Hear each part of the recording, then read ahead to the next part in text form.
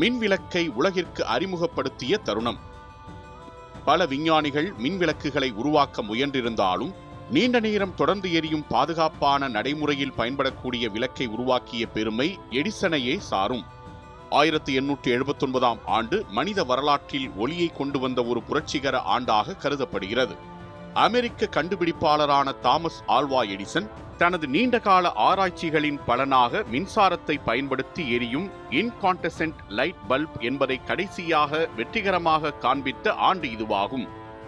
New Jersey மாநிலம் Menlo park ஆய்வகத்தில் Edison ஆயிரக்கணக்கான பொருட்களை பிலமெண்டாக பயன்படுத்தி சோதனை செய்தார். இறுதியில் கார்பனைசேஷன் செய்யப்பட்ட மூங்கில் நார் போன்ற பொருட்கள் நீண்ட நேரம் எரியக்கூடியது என்பதை கண்டறிந்தார். 1879 அக்டோபர் மாதத்தில் சுமார் 13 மணி நேரத்திற்கு மேல் தொடர்ந்து எரிந்த மின்விளக்கை அவர் உலகிற்கு காண்பித்தார். இது மின்விளக்கு தொழில்நுட்பத்தில் ஒரு வரலாற்று திருப்புமுனையாக அமைந்தது. எடிசனின் கண்டுபிடிப்பு வெறும் ஒரு விளக்காக மட்டுமல்ல, மனித வாழ்க்கை முறையையே மாற்றிய ஒரு புரட்சியாக விளங்கியது. இரவுகளில் எண்ணெய் விளக்குகள், மெழுகுவர்த்திகள் போன்ற அபாயகரமான ஒளி மூலங்களை பயன்படுத்திய சமூகம் பாதுகாப்பான மின்சார ஒளிக்கு திரும்பியது. இதன் மூலம் தொழிற்சாலைகள், அலுவலகங்கள், வீடுகள், நகரங்கள் என அனைத்திலும் இரவு நேர செயல்பாடுகள் அதிகரித்தன.